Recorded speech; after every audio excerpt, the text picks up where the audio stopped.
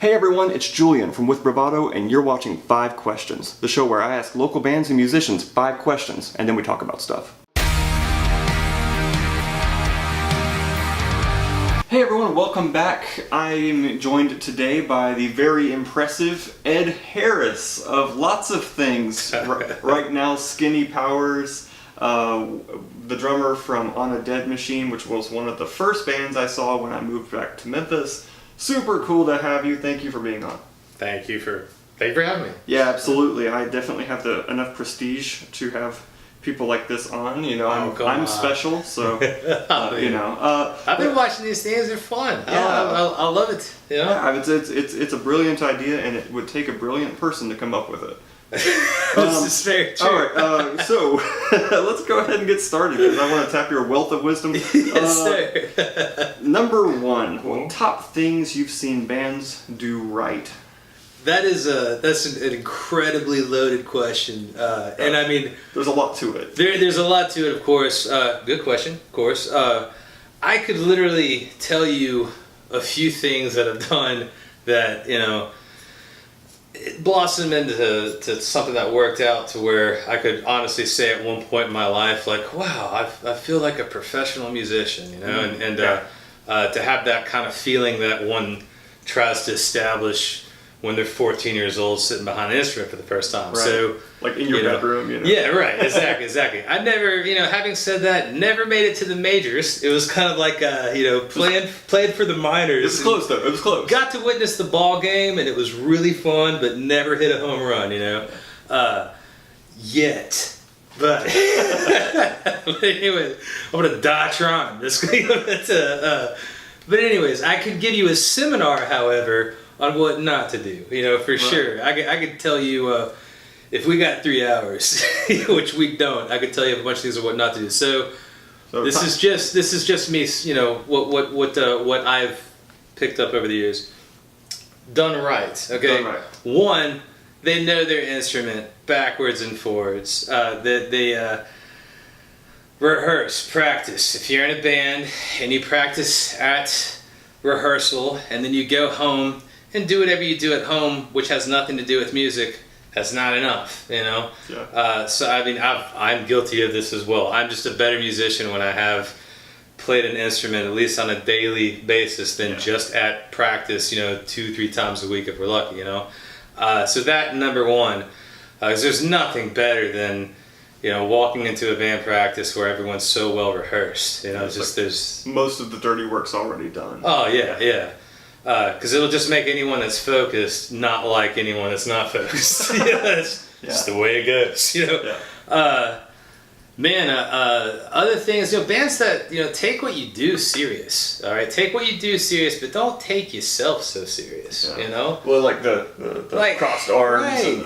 And go into a show and, you know, like trying to give everyone the 1,000-yard stare because you're a tough guy in a big band and everything. It doesn't impress anyone, you know. It's not the right time for that anymore either. You know, maybe there was a good time for that, but it's not now. Yeah. I mean, there was a time when that was like all you had. You know, was that, and I mean, luckily, you know, I believe music as well as people's attitudes has evolved because, let's face it, you know, we're in an industry that, or we're trying to be involved in an industry that is still trying to figure out the freight train that has been rolling over it for the better part of 2 decades, you know. So it's hard. The right things to do are evolving, and some of the right things to do, as from a media standpoint, as I get older, you know, the right moves are just like, what is Tumblr? What is that? You know, just like I just figured out Facebook. Like now I got to figure out something else. Like I don't know. I've heard that and like Snapchat now, and like there's this social media site. And there's something new called MySpace. Yeah, I do. Yeah, right. It worked.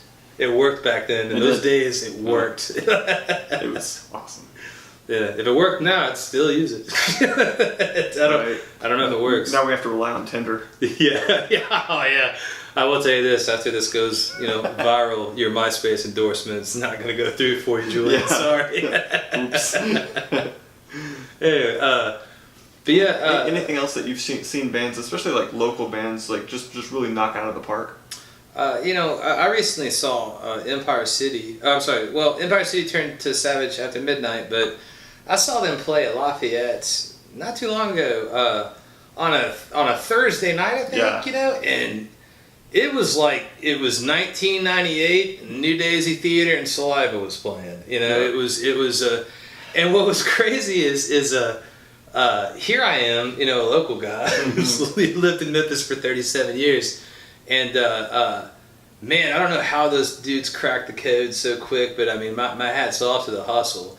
Bands like, Pro Severe. Yeah. I mean, I saw those guys go from, of course, Gary Seegers he's been at it since way back in the day. Yeah. I mean,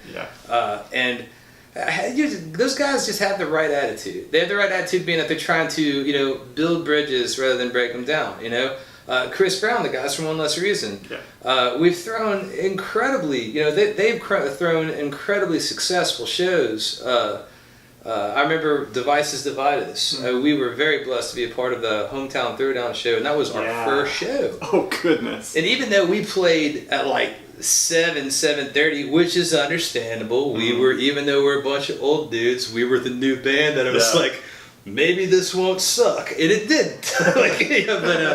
But still, to be able to play in front of that many people your first show, and it's like, hey, it's a great inauguration to sort of and it's because these bands have hustled so hard and done such a good job of being relevant and knowing their audience and being intentional and being very, very good live. The talent is there, of course, without question. The hustle is there, of course, but really, when it really comes down to it, just the attitude. They've always had the right attitude, as far as.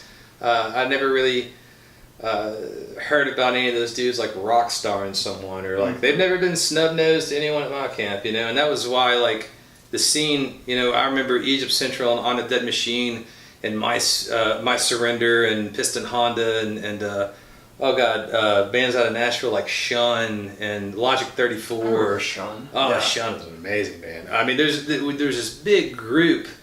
And we all just kind of had the right attitude, We all we worked together, we communicated. It didn't turn into flyer wars like it did, with the hair band scenes. Hair band scenes, that was straight up flyer wars, right? Yeah. With this, we worked together, and I remember that. I remember there was a time where I was in a band that was playing a show with Sore Eyes, which is some of the members of. Now, Sore Eyes went to Empire City and then went to Savage After Midnight. Right. When they were on tour with Shinedown here recently, they switched it to Savage After Midnight. Yeah, and Pro Severe was there as well. Yeah. One Less Reason was there. And essentially, all of the bands met up and they were like, hey, you go do this, you go do this, you go do this, you go do this. And just just attacked Memphis, Right. And just went out, promoting, and that's something that boots on the ground, I think, still is a valuable tool. I really, a dear friend of mine and just a great human being, Matt Healy. He's actually on tour with Shinedown right now. He actually summed it up perfectly here as of late, saying that the whole Memphis music community is a family. It may be an extremely dysfunctional one at times, but I've had it out and then hugged it out shortly after with about every single person that I've run into, I think, in music, in some way, shape, or form, whether it be a slight disagreement or just a full-on argument, but just having the right attitude about it, being that, hey, this is all, there's something there way bigger than all of this, And if we can get along and if we can, maybe compliment and encourage each other, rather than try to take from and exploit, then that's literally, I'm not saying that that's what bands are trying to do right now. No, but if you build a culture and a context where there's people doing well, then you wind up having a huge amount of people doing well. Sure. It's not to say that everyone's going to do well. Everyone doesn't always do well, but just that you build a context where doing well is something expected and something I'm willing to help. Sure. I'm willing to help you do well, and it's not philanthropic or anything. It's just I want for the Memphis scene to do well. I'm willing to help someone else do well, and I wonder, what if that's been kind of lost or if it's kind of just in a resurgence or something like that. I don't know. I think I've seen everything grow especially as of late over the past couple years, because I mean and I have empathy for the idea that technology came in out of nowhere, out of left field, and just completely knocked our blocks off. Yeah. And what the biggest tragedy is, my first introduction to like the industry, as in like, okay, you had Memphis, you had your stuff you're setting up, and now you're staring at contracts and A&R guys, and that was in 2002. I was playing for this band called Piston Honda, and something that's just, I've been really, really lucky, especially early on, is like Piston Honda, the work had already been done. Okay. And the drummer that, they just unfortunately, as all bands, sometimes personalities clash, Right. but they weren't getting along with their drummer. Their drummer is still a friend of mine, and their drummer is a far better drummer than I am. The guy's insane. He lives in San Antonio now, but I think they're in Texas, but his name's Austin Moreland. That guy, incredible drummer. But anyways, there is an age difference. There's all kinds of stuff. So they asked me to play drums for him. Austin went straight to My Surrender, and I mean, My Surrender exploded, right? Yeah. So Austin ended up falling into a band that grew just as big, and really quick. And we were all buds, you know? Yeah. So like, literally, I technically, a guy got kicked out of a band, joined another band. I joined the band that he, got kicked out of, kicked out of for the only reasons of young stuff, you know? Sure. But still, we were all boys, like that transition happened. And not only were we still buddies, Piston Honda My Surrender shows, the New Daisy Theater, they were huge, man, and there was that camaraderie. There was that help. Absolutely. And I've seen that more often lately. Yeah, and I have really too. like it. I really do like it. And I love seeing people get on board with each other. Yeah, you can like, hey, I need help with this. Well, this guy can help you out. I know he's in my band, but he can help you because if you blow, then hey, me, that guy that helped you out, help me out. So that's just it's basically just lift each other up, Yeah. But we also live in a city with a huge amount of promoters and booking. I mean, you got Skinny over at the High Tone. You got Taylor Agee. You got or is it Agee or Aggie? I think it's Aggie or Agee. I've heard Agee. Sorry, Taylor. Taylor, get a new last name, bro. Sorry. Taylor has opened up a lot of doors for me. Mikey Glenn, of course, and his father Mike, who is Memphis music, if you ask me. To Trey DeHart over there at Migwood Hall. There's a lot of people Julian, Sally at Lafayette. The opportunity is there because these gentlemen, want to facilitate. Allow it to be there. I mean, go to New York and do that. Hey, good luck.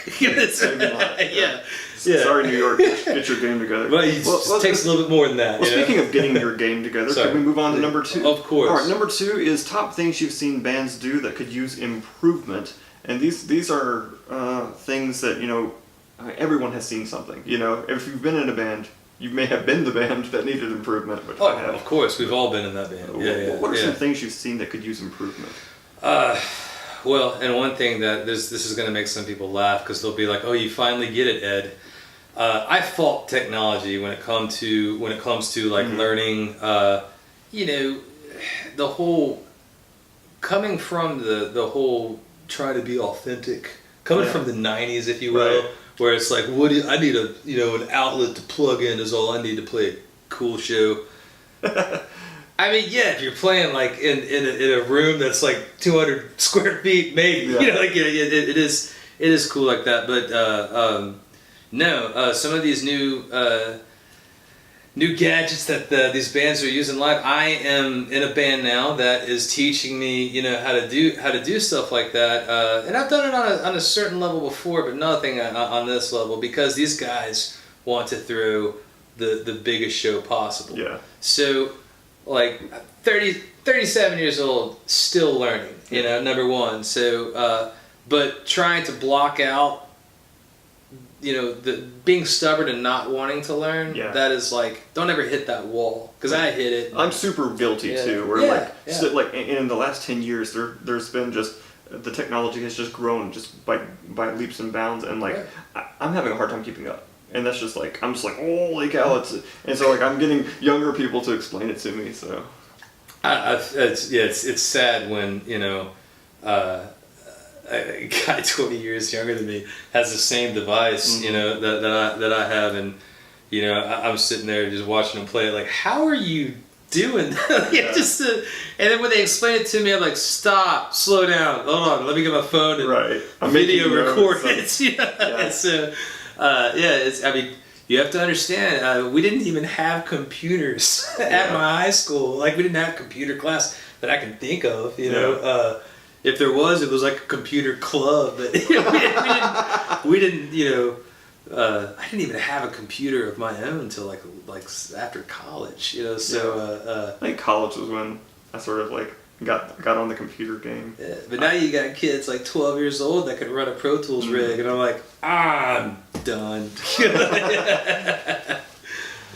Anything else you've seen that could use improvement? I like the idea of like embracing new technology, because it's not all bad, No, it's not. I mean, a poor craftsman blames his tools, right?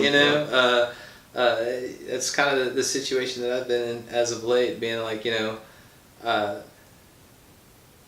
know I can be a better drummer, better singer, better songwriter, and this technology that's coming out, I graduated high school with this dude named Bravado. All right, Gabri, sweet kid, really nice guy.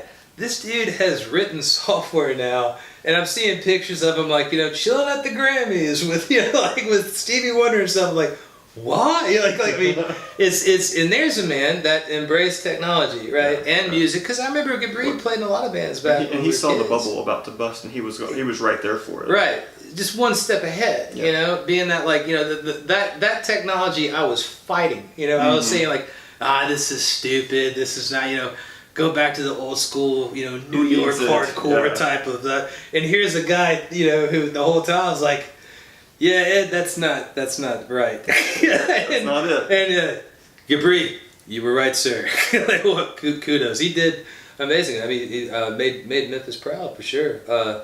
So yeah, again, the beautiful thing about music and the beautiful thing about living in Memphis is that support system is there.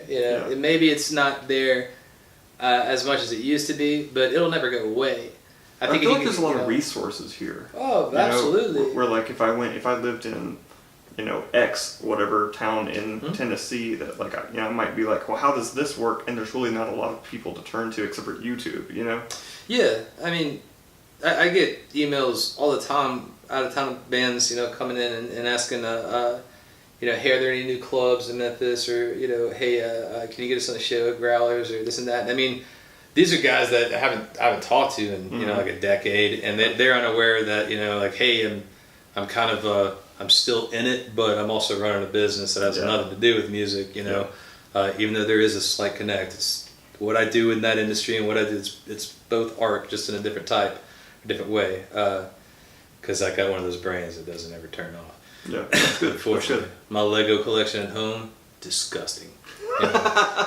It's I have a problem.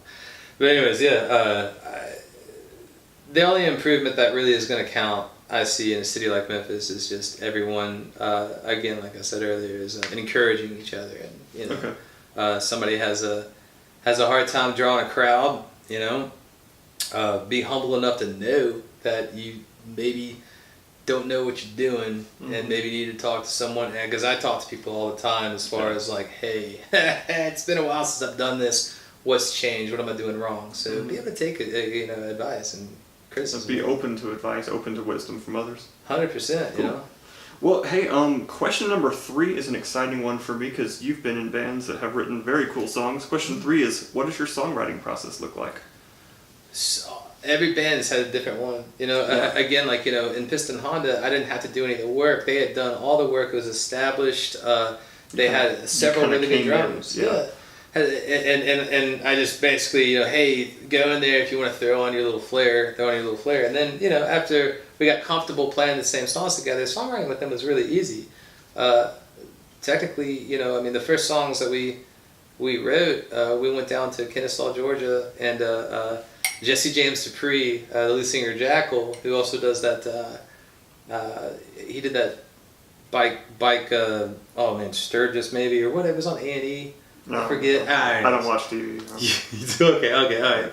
Sorry, I forgot you're smart. No. That's not it. I watch no smart people don't watch that much TV, but I watch way too much TV. But anyways, clearly. Yeah. But anyways, Jesse, I wrote the first song with Piston Honda, technically, you know, produced by Jesse James in Kennesaw, Georgia, and it was an on the spot, extremely scared me half to death. Yeah. You know, because I knew that if I could not do it, you know, then I just drove all the way to Kennesaw for nothing, and they're gonna get somebody else. And there was pressure there. A lot of pressure, but I was also like, I think 20. You know, Yeah. I was really, really young. But that songwriting with that band just kind of came like right after I was already comfortable. On a Dead Machine, Adam Lucchese, a guy who I literally like learned how to play guitar just watching him play guitar. I got to play music with that guy a little bit in Piston Honda, but he didn't want to, at that point in his life, he didn't want to go out to Los Angeles and start a career at that point in his life. So he left the band like right as the band had an opportunity to open up for it. When that opportunity was done, I ran into him, and playing with Adam Lucchese for 7 years will make any musician just an incredibly good musician by the end of the 7 years. So the songwriting process for On Dead Machine, it started with, you know, mainly Adam and Linky. You know, they would come out with these incredible melodies because Linky was one of those singers that when he sang live, if you had put in the CD and press play, it'd be hard to decipher. I remember like one of the coolest stories ever, as far as in the studio. Garth Richardson, I'm in. It was like 1 o'clock in the morning. We're on an island outside of Vancouver in Canada, and we're just, you know, Linky's in there singing vocals doing an all-night session at this beautiful studio on Gibson Island. And Garth Richardson, who had done like the Chevelle record, the Mudvayne LD50, we had the opportunity to work with him. And of course we jumped on that because we were all huge Chevelle fans. That first Chevelle album, Wonder What's Next, at the time when that thing came out, I mean, like, it was a huge sounding record. It was a big deal, right? We were like, we want to make one of those, you know, with our songs, right? You know, so we went out there, and I got to play on the same kit, you know, this AOT kit that was custom made. It was the same kit that they used in the LD50 album, and Ben Kaplan, who was probably the most fastest engineer I've ever seen on a Pro Tools rig ever. You know, this dude is like, he was possessed. You know, like he could edit something, you know, like quicker than I could, like, you know, slap mustard on a sandwich. He was unreal. You know, it's almost just able to just sort of predictively edit. Yeah, he was like Pro Tools. It was some Terminator stuff. You know, it was crazy. So I mean, working with those two was unbelievable. But Linky in the studio this night when it's just Garth Richardson and me, and Linky singing, and he does a double, and Garth is like, right after he does his double, Garth looks at me, he's like, "Do you have any idea how hard that is to do?" And I was like, "I don't know what you're doing, Garth, but but I'll take your word for it." He's like, "You see these two lines? I could literally take this line and put it on top of this line and would not be able to decipher between." And it was a long note that had a bunch of different, you know, octaves in it that he was going up. He was, you know, doing a run. And, you know, and it was a run that he had just written too. Like, it was, so it was just... That guy was a great singer. Right. I mean, and so On a Dead Machine, playing drums for them was the easiest job I've ever had, because when you play with just class act musicians like that, Hans Amelang, who's just born with a bass in his hand, you know, and then to get to go from him to Daniel Dwight, another incredible bass player, and then to go from him to Chad Rogers, who, I mean, Chad has done amazing things over, you know, 20 years in music in Nashville, Boston, and Memphis. So, On a Dead Machine was easy. Stern of the Fall, again, same thing. They'd done all the work, you know, and they had written some great songs. They had a great original drummer, but he just wanted to kind of go a different direction because I think he was more of a jazz. He was trained more as a jazz, more of a snap of the wrist than your modern rock radio drummer. So I don't think he was really in a comfortable spot, but. Zach Horvath was that drummer, and Zach is an incredible drummer. I mean, he plays around town all the time. He's an incredible guitar player and singer. But that's not fair, by the way. Yeah, I know, right? Totally not. You're not fair. yeah. But the guy that actually did the drums on the record is, and I'm going to mispronounce his last name, and all the guys at Stern of the Fall, if they're watching this, are going to make fun of me. But it's Dave Elich. Anyway, he played drums for like Killer Be Killed. That super group with like the guys from Mastodon and Dillinger Escape Plan. He went in there and put down some of the coolest drums. He played for the Mars Volta, which is the reason why, like, when they told me, when I found that out, I was like, challenge accepted. You know, like that. Because they're one of my bigger influences. Oh, right, right. You know, and I just honestly, I asked to audition just to see if I could like follow a guy like that. I was not expecting them to be like, you want the job, you know?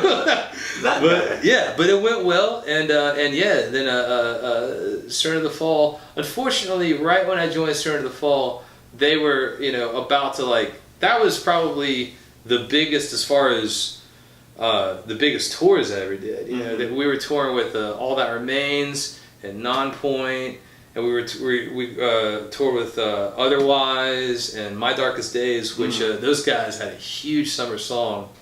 Which the singer of that band, Matt, went on to play for 3 Days Grace. We did the last tour that I think they did before he transitioned over there. So, but yeah, and every band we ever toured with, the guys from I Empire, still,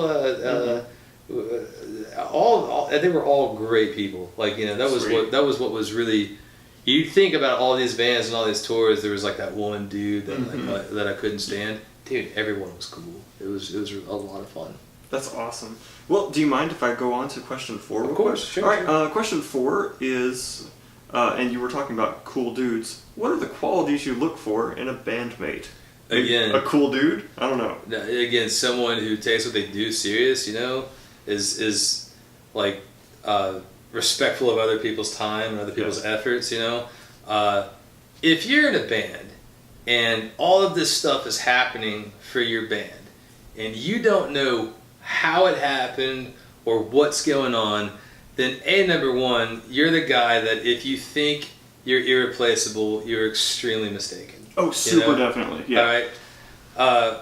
Because like this is all advice that I did not come up with. This is advice that guys with plaques and Grammys on the walls that if I were to be invited to an event these dudes won an award at, I would be humbled and honored. And these dudes, the kind of advice that they gave me, was along those lines of just If you're in a band and you sign a record deal and the next day you wake up and someone asks you, you're like, hey, so record deal, congratulations. So they treat you well on your publishing? What kind of percentage of publishing are you getting? And you can't answer that question? Then you are missing a huge thing that's going to come back, when that record advance, which these days, I mean, it's not really... They used to have record advances. Now they're just it's kind of like, so you've already done everything. Yeah. Well, we can use what you've already done. We're not paying for a music video. You've already got one. We'll just produce it. We'll distribute it. Labels nowadays, like small to mid-tier labels, seem like they're more who you know and buy on amounts and stuff like that. It all comes down to money. It's super different. It is as far as that industry, they have legalized payola. That's all they do.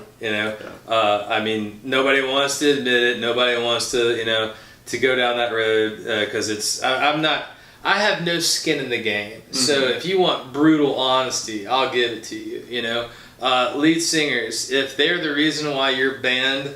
Like On a Dead Machine, I was totally replaceable. Stern of the Fall, I was totally replaceable. Every band I have ever been in, if I got fired, I'm the drummer. You know, like there are. But you're a very good drummer. There are kids. Ed is a very good drummer. Thank you. But there are kids in this city that like are half my age that can roll biscuits around me, dude. I'm telling you. But that's not fair, and you don't want somebody unfair in your band. But I was lucky enough to get to teach drums for a little bit of time, you know, and I remember some of the parents, I gave them their money back because I was like, this kid's a prodigy. Like, what you need is like, you need an application to like Belmont is what you need. You know, you need a few years, you know, and you need to buy this kid a kit at home because I just spent half an hour with him and I got taught some things, you know, so. Because that's just how drums are. Some people are just insanely naturally gifted, never received a lesson, you know. So yeah, drummers very replaceable, you know, and to become a household name drummer, you know, like Vinnie Paul, rest his soul, you know, that is, whoa, you gotta. I don't know how to stand out like that, you know, these days. You know, and a drummer is kind of like that person at the back of the show. You know, or at the back of the stage, you know, like they're so important. I have grown to think that drummers are the coolest members of the band, but I know that that's not ubiquitous. So like, but when I watch a band, like I wind up watching the drummer, and that's kind of weird, and I know that that's weird, but like I always look at that because I'm like, I've been on a stage before where maybe I was playing with a drummer that like it was a new drummer or something like that, and I was having to guess. I didn't have faith. You know, if you have a drummer that you don't have to think about. Yeah, that's a precious commodity. That's like honestly the best thing a drummer can give a lead singer is like, I got this. You concentrate on what you're doing. You know, just do that. Yeah. There's a backbone to that where like you hear the word backbone used, but like you don't think about that. But it's got to be good. And I've always said a band is only as good as its drummer. I mean, there are several bands that I can't listen to because the drums are so. Good rock bands, really good bands, but like the drums just don't draw me in. Like something about it. There's something about the reason that why I got drawn into playing drums first because you know I play piano, play guitar, play drums, try to sing a little bit. You know, It's also not fair. Ed also doesn't play by the rules. He's good at everything. I know. I've just had a lot of time on my hands. I wasn't a cool kid growing up. So really. When you're not in the in crowd, you've got time to get better at things. This is very true. I should be better at more than. Being replaceable. That's one thing that in a band that the humble factor. You know. Justin Timberlake, not replaceable, all right? Like, you know, Justin Timberlake's drummer, although amazing, if he got replaced, nobody's going to be like, well, we're not going to the JT show. I'm not you know? going to JT. Right. Justin Timberlake now. You have to kind of you know, as a drummer, you have to understand that, and the sooner that you understand that and kind of knock out that ego that, I mean, being the backbone, you know, to the music is a place that you control the crowd. Like, there's nothing better than when you are just in a beat. And when I say in a beat, good drummers, there's just, even though they can play simple things, they just make it look sexy. You know what I'm saying? Yeah. All right, drummer for Stone Temple Pilots. That first album, Core, all right? You listen to the record, and there's not a whole lot of drums as far as, like, it's not a really hugely dynamic, he's not doing crossover fills at 250 BPM, you know? Yeah. But that is the most in-the-pocket, sexy sounding drums you could ever put on an album. And when he plays it live, Stone Temple Pilots had, you know, a lead singer just going all over the place who like drew everybody in the crowd. But I was like you. Even though the drummer wasn't doing much, I'm like, God, that guy is just killing it, you know? So that I think is like, you know, the only way that's the only way a guy like me is going to stand out, you know, because I'm not, you know, Morgan Rose. if I had to go after him, I'd probably quit music and all. Like, you know, just guys like that just the attitude of expendability, you know. I don't like I've always viewed myself as being like a fairly middle of the road like singer, a fairly middle of the road guitar player, but like, you know, at the same time, if you do what feels honest. And you put forth, like, you don't have to be the best at something to have a message. No, not at all. That's worth saying, you know? And even somebody who is not a prodigy, you know, has a message, you know, and I think I've always liked listening to that, you know. The great thing about music is, I mean, and the great thing about, you know, if you really want to do this, if it's something that's really a part of you that you want to express and get out, if you think that you can't make it because you're not talented enough, you know, you'll come to realize that talent is something on the list, okay, but it's not number one. It never really has been, being that, like, I know guys in huge bands now, and I'm not gonna name them, but, you know, over the years I've met a handful of dudes that are great at what they do, okay, and I haven't been in bands with these guys. I'm just saying I've met some of them in other bands, but I know a band that has sold millions of records. I don't know a guy in a band that sold millions of records who's straight up expressed to me several times that he really, if you asked him to play an E chord, he's like, I wouldn't know what to do, you know? Yeah, he's just, he's playing from his own box, his own pocket. Yeah. Right. I mean, it's just kind of like there's no rule book. There's no way to, I mean, you can take lessons and you can learn by the books and what you have, you know, in high school and in college, which they need to invest more in, and, you know, maybe the kids will figure out something to do after school if you say, hey, this is cool, here's a drum kit, you know, jump on it. Who doesn't want to play the drums, right? You know? Yeah, after a long day of school, you're already angry, now you get to hit stuff. Right. Yeah, there you go. Like, my parents knew that, you know, when I was 15 years old, and if I was going to hang out after school, I probably wasn't going to do anything that was good. They'd give me some money to go to the Memphis Drum Shop, and I'd rent a room and play on a huge drum kit for like an hour, you know. I think it was like $15 for 30 minutes or something like that. Okay. But yeah, that's literally what I did, like, every day after school for years, you know, or as often as I can. But yeah, you don't have to be, you know, a prodigy to make it happen. You don't have to. Well, fortunately, because there's very, very few of those. You know? Right. And maybe and you might be a prodigy and it might never happen for you. You know, and you just got to.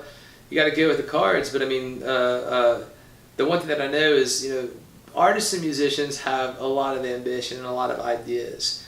If you don't have the drive to match it, you know, it's all for nothing. You know, great ideas, but it'll never get done. I remember Billy Corgan saying that, like, he in the early '90s was thinking very much along the lines, late '80s, very much along the lines of, like, how many chords do I know, how many scales do I know, how fast can I play them, how crazy can I play them, and then, like, he got to a label level, and he realized people don't care how quick you can play. It's got to be like, can you write a cool song, you know? And it's like, he wrote this article, and he was talking about, like, less is more sometimes, even when you are capable of much more, you know, serving the song. And that's where, like, I sort of developed my theory, or not my theory, but, like, my attitude towards writing music was, like, I might be able to do crazy stuff, but, like, does the song need that, you know? And that is very much sort of, like, you know, exercising some restraint there at times. Oh, without a doubt. I mean, serving the song is something that every producer has said at least once to a band, you know, as far as, like, does it serve the song? Does it serve the song? Garth Richardson was probably the first, like, huge player that said it in a way and expressed it in a way that was foreign to me, being that, like, in the middle of pre-production, he just walked in the room and started taking drums off my drum kit. Oh, wow. You know? And I mean, like, he was like, keep playing! He was like, okay, like, what happened to that floor tom? I'm gonna go to this then. You know, it worked. It worked. You know, that was part of his brilliance as far as getting a really good, solid drum track out of his artists. You know, so really good producers, really good engineers have those tricks. You know, that kind of, you know, have their different way of doing it. But at the end, it all does come down to what is best for the song, for sure. And, you know, it's just another thing that every single producer, engineer says certain things, just like every A&R guy says something. The difference is that most A&R guys are just full of it, because they'll do the whole, like, you need to create a story for your band. Anytime you hear an A&R guy say, I need you to create a story, you need to interpret that these days as, I need you to do all of the work. And when you get it to a point to where I think a buck could be scraped out of it, then I'll help you. But until then, work on your story. You'll hear that over and over and over, and that should be your first impression, or your first impression as a musician to that A&R guy. That like, all right, this guy's not gonna do anything for us right now. You know, like Actually, we're touching on question 5. Yeah. Can we move on to question 5? Of course, question 5 is advice for up and coming musicians. You kind of touched on that just earlier with the A&R kind of. It's watching out for like the snakes in the grass. Yeah. Essentially, just the people who are going to like clamor. You know, the music is easy to take advantage of because people when you speak good words to them, you know, you use words like label or exposure or whatever the buzzword is that your band would light on. Yeah. You know, you might agree to do stuff that is not good for your band. I agree 100%. And a lot of that exists. You're absolutely right. Yeah. And like not bragging because a label is not hard to get on right now, but with Bravado has turned down probably 5 or 6 labels because they've contacted us and haven't been able to give us anything that we felt like would move us forward. It just felt sort of like someone else was going to have control over what we were kind of already doing, and that didn't sound like a label to me. Well, you know, it was weird because there was such a drought for so many years. Where I remember there would be like, you know, Egypt Central would play a label showcase, and then On Dead Machine would play a label showcase. Pro Severe would play a label showcase, or you know, or maybe it was called A Life Away back then. I forget. But anyways, there was a lot of bands, and sometimes we'd play this label showcases together, and it was crazy. The opportunity back then, we had On Dead Machine and Piston Honda had like labels fly a representative to Memphis. You know, we would, you know, my manager that was down in Atlanta would come up, you know. Right. This is the big stuff. This is the era of like big stuff happening. Right. We had, you know, Kevin Martin became really good for. We had opportunities. Kevin Martin's a singer for Candlebox. Right. Candlebox. You know, if you don't know who Candlebox is, then you're probably not watching this interview. Right. But anyways, so Candlebox, they have on the show, and this is like the kind of the opportunities that existed back then that I'm seeing less and less, you know.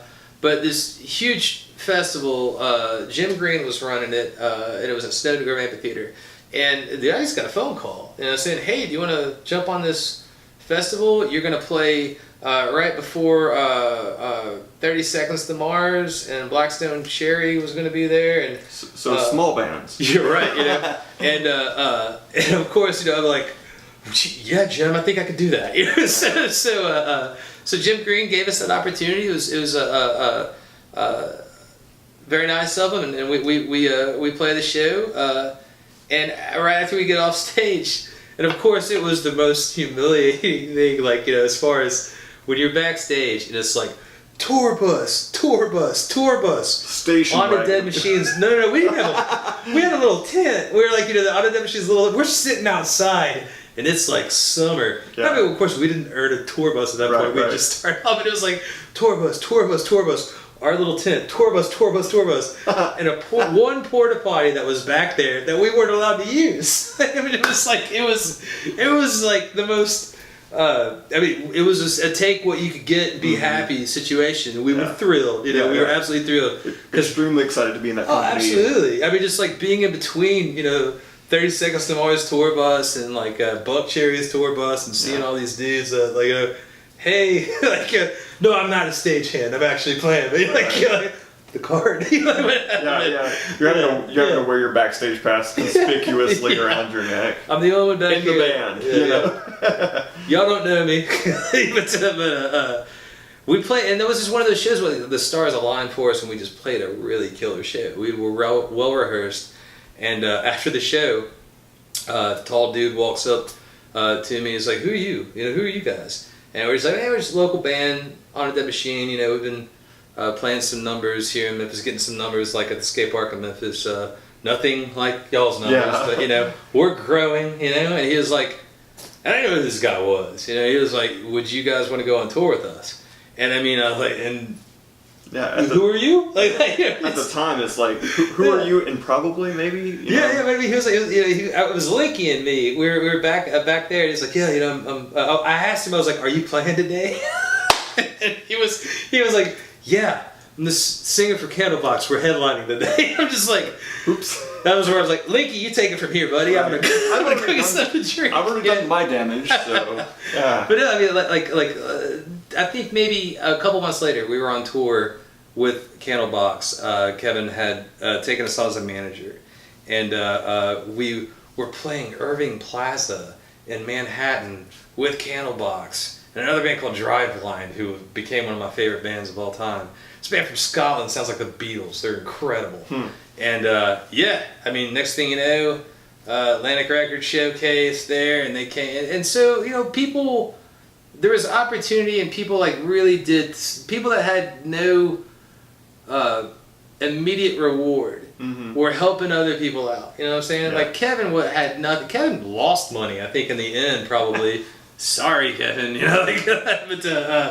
But plenty of people have lost money with the music that that I've made, which is why I'm not a show pony right now. Well, I think you're a show pony. Well, Memphis. I'll be Memphis' show pony. But yeah. Sorry to go off on that. No. I mean, but that was a time. That was the golden time where people would come out, scoop up local acts that were really, really good, and start throwing them down the pipeline. Yeah. But now you've got a lot of bands, a lot of big dreams, a lot of big hopes and aspirations, but it's kind of a weird time to be a band. Well, what I don't understand how to make work is, it seems today that everyone is trying to get discovered via YouTube or via some sort of a video. Which, hey, that's exactly what my band here recently tried to do as far as shot a nice video, put it out there, and see hey, what happens. Let's just see how it takes.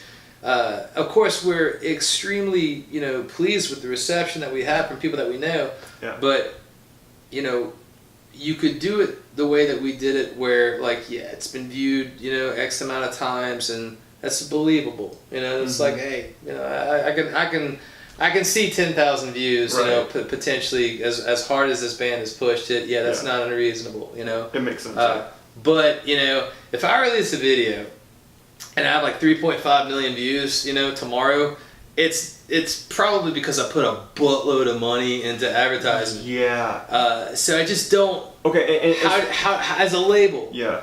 How do you figure out with all that? There's got to be an equilibrium to it, right? And also here's something that up and coming bands we got good advice from somebody back in the day to not skew your numbers. Exactly, and I think that's so vital. Some of you you've got a certain amount of money. If you put your money into this and not this, and this is huge, sure, but you have 100 Twitter followers. Yeah, how are you going to argue with math? I mean, it really is kind of you're sending mixed messages. 100%. But then at the same time, we live in a time where the internet is one of those things where it's it's an ocean and I'm a drop of water. And so the only way of getting, this video may be seen by a group of people organically, but if I were to put, $400 behind it, it might reach 100,000 views. But I don't have that kind of money for every post I post to try to make my little drop of water in the ocean bigger. And so I wonder, this is not something that I don't know of anybody who has an answer to right now. Of course, but it is when I'm talking to up and coming bands, I'm don't be discouraged.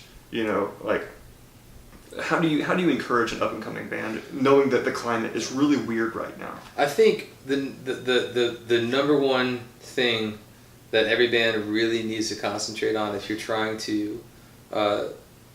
If you're really trying to have a go at it the way that the industry is set up, it's definitely, we live in a first impression is the only impression kind of situation, where if you just some advice, if you're about to release a song and it's just you, the producer or engineer, and just you guys, and y'all are all that's heard the song before you release it. Just have some ears, some other people come in, and listen to it and take criticism, look for someone to critique your music, look for someone to, not just say, "Oh, it's amazing," because Right. they're your buddies, you know. Right, yeah. Before you put something across the board, you know, to master. Like vet it. You know?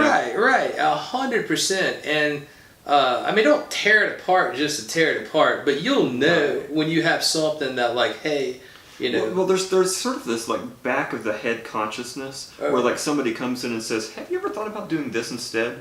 And like it's not like, "Oh no, you're an idiot." It's like there's a trigger that happens where you're Right. like, "Oh." You take out your samurai sword, like, Right. I'm sorry, is it not good enough for you? but like there is this thing that's like, well, like when Cody does this to us, because Cody's our producer. Cody will say something like, "Have you ever tried to do this instead?" And it's like this trigger goes on in my head where it's like, why didn't I think of that? It's a great idea. Omerta, the whole project that I've been doing for like the past 7 years, Dave Cowell has just, you know, kung fu kicked this brain and put it back together. And brought some, you know, some stuff I'm very, very proud of. You know, some performances I'm very proud of out of it. And I mean, yeah, that's just something he is brilliant at that. I am just not. You know. Well, and we're privileged to live in a community where there are good ears. You know, in this neighborhood. You know, producers like we have around here, Dave Cowell, Justin Reimer, Pete Matthews. Jason Latshaw, you know, of course we got mastering Brad Blackwood and Kevin Nix. There's just a huge family.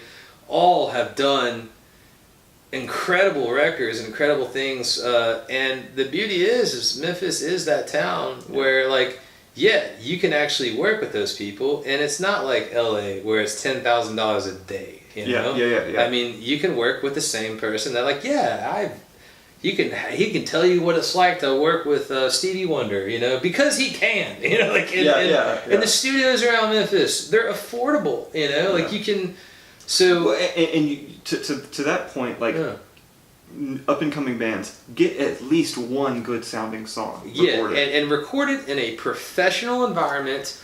Do yourself the service. Take pride. It's not, I mean, before you just say like, oh, it's impossible, just because a place is well kept.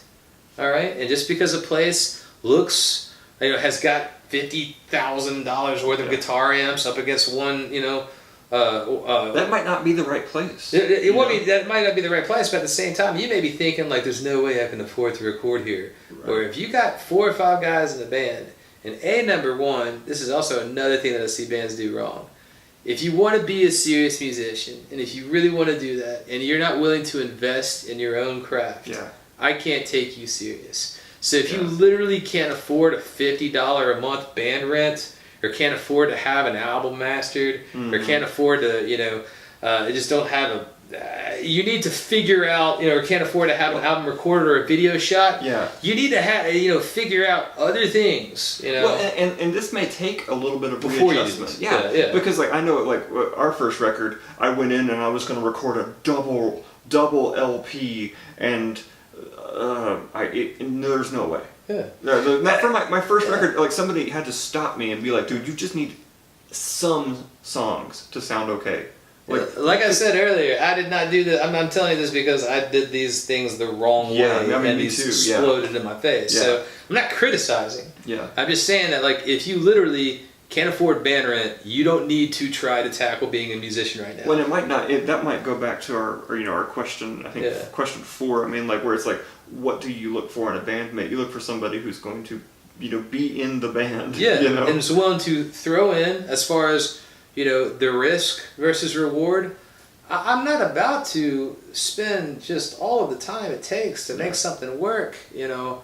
So someone can reap the same reward as me, you know? I mean, that's called being a sucker. And that's why singers in bands, like a lot of bands don't realize this, you know, like the super green bands don't realize, like, the singer of your band is going to make so much more money than the rest of you guys. All right? And a lot of that has to do with how publishing works, you know? See, and what you got to understand is this whole, like, band that gets paid together stays together. Wait till you start making real money, all right? Because the guy that's like literally had to spend 3 months in the studio while you've been chilling on the beach drinking Mai Tai because your drums are done, you know, that you did in a day, that guy's going to get paid more. He's got more work to do, you know. So That's another thing. Is just, like, some people are just completely blind as like this is a business. Yeah. And if you're gonna open up a business and you can't put $50 a month into it, then your business is probably really gonna suck. Well, you're committing yourself to being a band that has either a grassroots movement or you're a microcosm and never get out of it. Because like it's a band with zero amount of frankly, it does take money to be a musician. It does. And you do have to be able to. And it's like people say, well, what about the people without money? Well, I understand. Get a second job. It sucks, but it's doable. Well, and it's, you don't have to put out an LP. Yeah. You can go to somebody with a Logic rig and get a single out. I mean, that's gonna sound better than an iPhone recording or just. I know I released like a trash self-released record, and it was awful. And I was like, oh goodness, I shouldn't have done this. I should have gotten it professionally done. Yeah. I mean, I've done the same thing as well for sure. I've even recorded a record at drums without a metronome, which I'm like, oh, but yeah, I mean, it was lots of mistakes have been made. But yeah, in the end, the right attitude and showing pride in it, and that's just going to be anything in life, really. Sure. But this day, with as hard as it is to kind of jump ahead of the pack, Memphis is not short of opportunity. Yeah. It just might be a little short of hope at this point, because it's not as big as it used to be as far as the local just music scene. Just being like, you didn't. It used to be back in the day. You'd go to Newbies, or you'd go to the New Daisy Theater, or you just go there before you even knew what was there, because it was the place to go on a Friday, Saturday night. Yeah. That's where I saw it on a WC at Newbies, and I remember being like, oh, I'm glad I came tonight. Right. So I mean, you didn't know we were playing, but it was like you went to Newbies because it was kind of like the place to go. Nowadays, like, I just wonder where the kids congregate. Like where I know, like, the Daisyland stuff. They congregate right here. Well, just like they don't move. They just.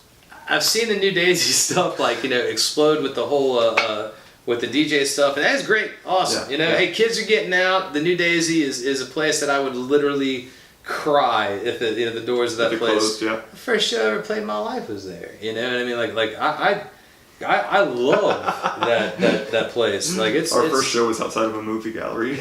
That's cool. The irony is, like, you mentioned Smashing Pumpkins earlier. The day that I decided that I was going to try and play drums, like the day I was like, I'm going to be a rock star because I'm going to do that too. 1993, Smashing Pumpkins played. But they played Saturday Night Live. Oh. And I saw Jimmy Chamberlain, playing. And I was just like, I'm going to do that, But that was that. Just sorry, backtracked a little bit. But yeah, Smashing Pumpkins that's one of those bands that it's right here. Yeah, it's there for me. Well, man, I'm so glad you came on the show today. I hope that people have learned and been entertained by my whimsical wit and by your incredible looking tattoos. Any final words before I have to get you to clap out of here? If you see me out there at a show, which I try to go out to as much as I can, it's just you're not very recognizable, so make sure you get a good look at this face. If you would like to continue this conversation in any way whatsoever, or a different conversation, please don't be afraid to approach and say hi. I know I'm a little bit older than some of the guys that are really making moves, in the places the same clubs that I play, but I'm saying, like, we can totally work together, and I can learn from you. You can learn from me, maybe. Or at least I can be the voice of reason, saying, "No, don't do that, because this is where that leads." Potentially. I've seen where that road ends, and it's a disaster or whatever. Or no, that dude took my money and ran. Probably a bad idea. Or that dude, did an incredible job. So Memphis is a big small town, as well as I do. It's a big small town, isn't it? But no, I'm not one of those guys that's gonna. There are no stupid questions, but I'm gonna make myself probably look like an idiot, after you. Yeah, that's what I do. Yeah. Well, I mean, my dad jokes are why people watch this show. So. Your dad jokes? Yeah. Yeah. Really, really bad humor. So. So sorry about that. You about ready to clap out of here? Yeah. It's an interesting process. What am I supposed to do? Okay, so usually a clapping out works, but you're so cool that I believe a high five might be the way of doing this. Bring it. Okay, so ready? 2, 3. Wow. Ed Harris's drumstick. He left his drumstick. Hey, thanks for watching. If you like what you saw, do the like, share, and subscribe thing. It would really help me out, and it's going to help out the bands and musicians that we have on the show. Their information's in the description. I look forward to making another episode as soon as possible, but in the meantime, support your local music community, and I'll see you next time.